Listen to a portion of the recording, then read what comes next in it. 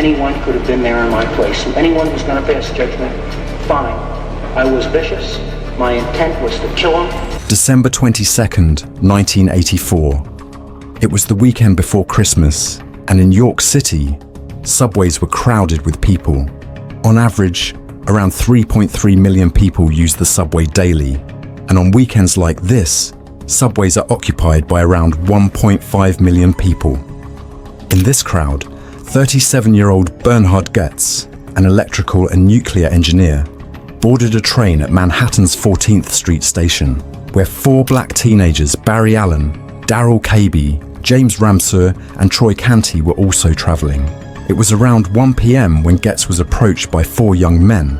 They asked or demanded Goetz of $5. This triggered a certain response in Goetz. He was afraid of getting robbed and beaten, and so, with his .38 caliber revolver,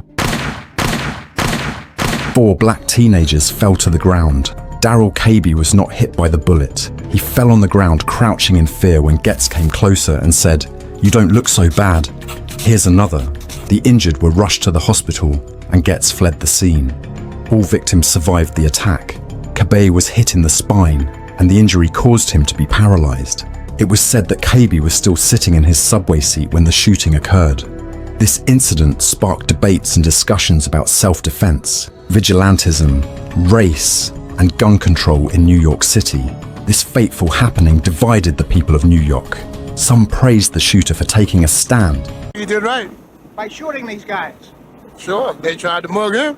I think he was, protecting himself. This is around the Christmas holiday. You gotta look out for yourself. The police received more than 500 calls from all over the city, cheering the shooter, while others were angry at him for trying to take the law into his own hands. Since the gunman's side of the story hasn't been told, it's hard to say, but psychologists generally characterize someone as a vigilante when the use of force is not so much to prevent a crime from being committed against them, as it is to right a wrong. Now there were black people involved, so racism came under the spotlight too.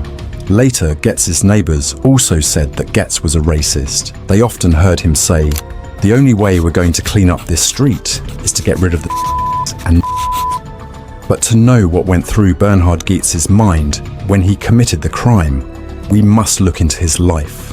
Born on November 7th, 1947, in the German immigrant neighborhood Kew Gardens to Lutheran parents, Goetz lived with 3 siblings and was brought up in upstate New York. He attended boarding school in Switzerland before obtaining a degree in electrical and nuclear engineering from New York University. After a divorce, he returned to New York City and started an electronics business.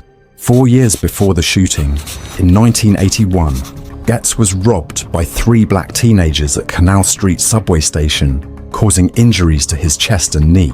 He was involved in a struggle with one of the teenagers, who accused him of assaulting him.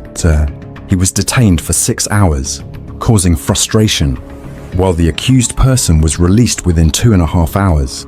Right then, he applied for a permit to carry a concealed handgun, but it was denied, and then he got a 5-shot .38 caliber revolver, which was used on the fateful day of shooting. After the attack, shooter took a cab back to his home and then fled to Bennington, Vermont. He burnt his blue jacket, the one he was wearing that day, and scattered pieces of his gun. Goetz stayed there for 3 days, and then on December 26, 1984, he turned himself into a police station in Concord, New Hampshire. In 1987, the case was heard, and in the trial, Goetz showed no remorse or guilt for his act. He kept on passing statements like he said he had done a public service by shooting the men, and society would be better off if their mothers had aborted them. Manhattan jury cleared Goetz of criminal assault and attempted murder. However, he was convicted of weapons charges for carrying a gun without a license and sentenced to 8 months in prison. Darrell Cabey, who became paralyzed and brain damaged by the gunshot, sued Goetz, and in April 1996, a Bronx jury awarded him $43 million. Goetz filed for bankruptcy shortly afterward. This was the case of the subway vigilante who brewed conflict in the opinions of the citizens of New York, both white and people of color. Bernhard Goetz, regardless of being one of the most controversial personalities in the city, ran for the mayor of New York. He has also been an advocate for vegetarianism. Personally, I don't think walking down on the roads and shooting people in the name of justice is right. I think as law-abiding citizens, we should follow the rules and let police to their job. That's it for the video. We appreciate the time you give us. Let us know in the comments if you like the video so that we can make more content like this.